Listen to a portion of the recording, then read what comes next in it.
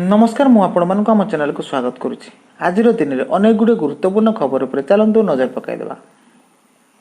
एवं पाणीपाग विज्ञान केन्द्र पक्षर आउ एक बड़ खबर आसुची। वर्तमान जहाँ सूचना मिलूची गोटे लघुचाप न सरणु आउ एक लघुचाप सृष्टि होवार संधान रही। सूचना मिलूछु कि ए लघुचाप गत लघुचाप ठारू भयंकर अटे। वर्तमान बन्यार प्रभाव न सरणु आज आसुची आउ एक भयंकर लघुचाप। आसंता काली ठारू 2 दिन धरी प्रबल वर्षा रही। 19 उत्तर बंगोपसागर रे लघुचाप रूप नेब घूर्णिबलय।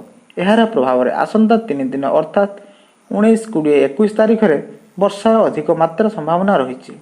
एपरिक किछि जिले में प्रबल अति प्रबल वर्षा होबार संभावना रही। एने सूचना देइछन्ति पाणीपाग विभाग उमाशंकर दास।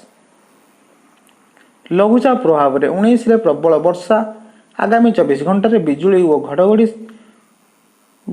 घड़घड़ी वर्षा पर सतर्क सूचना जारी करिछि। 20टी जिला को येलो वार्निंग जारी करा जायछि।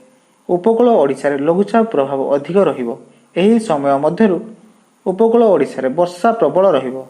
सेहि भली दक्षिण आभ्यंतरीण ओडिशा रे मध्य प्रबल वर्षा सेहिभली दक्षिण आभ्यंतरीण ओडिशा रे मध्य प्रबल वर्षिब बोली कहिसेंति उमाशंकर। सेहिभली आज पई ऑरेंज वार्निंग जारी करिछि पाणीपाग विभाग।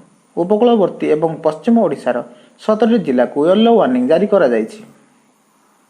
अवशिष्ट 13टी जिला को येलो वार्निंग जारी करा जायछि। प्रबल वर्षा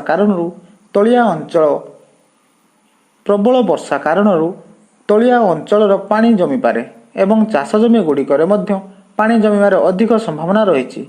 चाषी को ए समय रे सार प्रयोग करने को मना करा जायछि।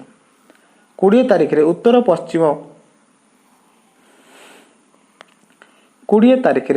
पश्चिम रे प्रबल वर्षा होई पारे।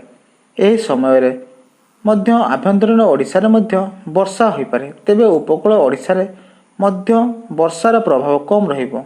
21 तारीख रु वर्षार प्रभाव टिके कमिबो। लघुचाप पई 20 तारीख समुद्र अशांत रहिबो बोली कहा जायछि एवं मत्स्यजीवी मानकु समुद्र को जीवा पई बारण करा जायछि।